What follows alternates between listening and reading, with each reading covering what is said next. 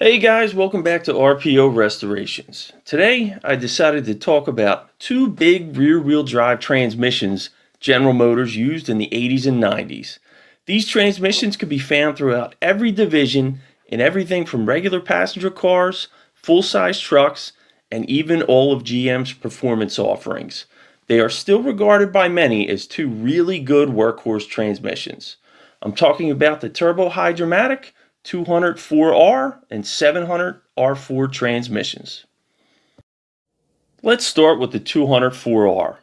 Developed as an evolution of the trouble-prone Turbo Hydromatic 200, which was a 3-speed transmission designed to be lighter than the 350 and 400 GM had in service during the early 1970s.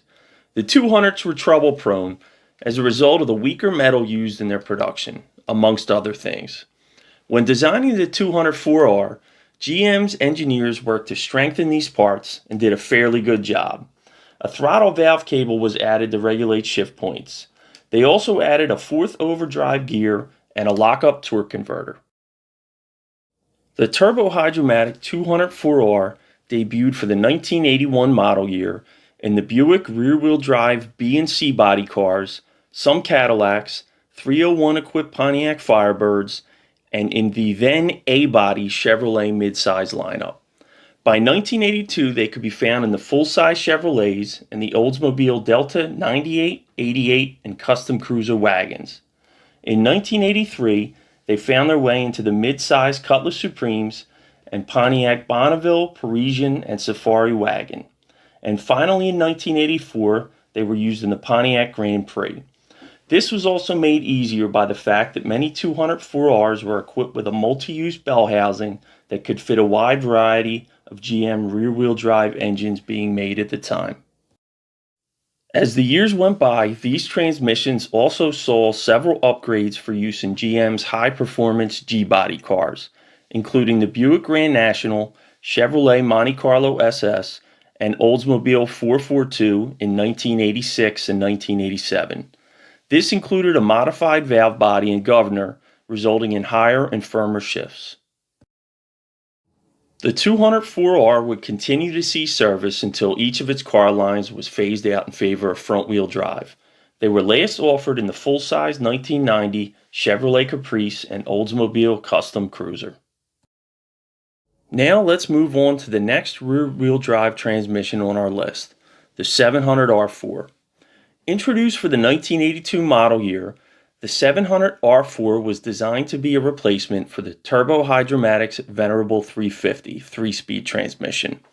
This was another transmission designed with an overdrive gear to improve fuel economy. It also included a relatively low 3.06 to 1 first gear ratio for improved towing and off-road torque. While initially a little trouble-prone after its introduction, GM gradually refined it, and after a few years it was considered pretty good. By 1990, the name of the 700R4 was changed to the 4L60 in sticking with GM's new naming conventions. By 1993, the transmission would see its TV cable removed and it would become electronically shifted, resulting in its name being updated to the 4L60E. The 700R4 would see service with a long list of cars and light trucks throughout its almost 17-year production run.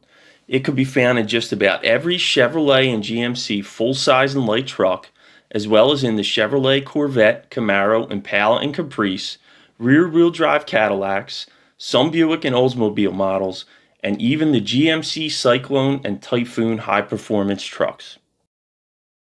Generally speaking, I think GM did a fairly good job with these transmissions, especially when they were used as intended.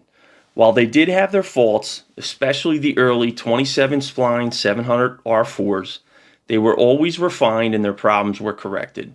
They could handle a little bit of power, especially considering numbers of the time, and were reliable. What do you guys think? Do you prefer the overdrive capability of these, or would you stick with a turbo 350 or 400? And have you ever had one fail? And if so, why? Let us know in the comments section. Make sure you tap that subscribe button on the right side of your screen. Thanks for watching.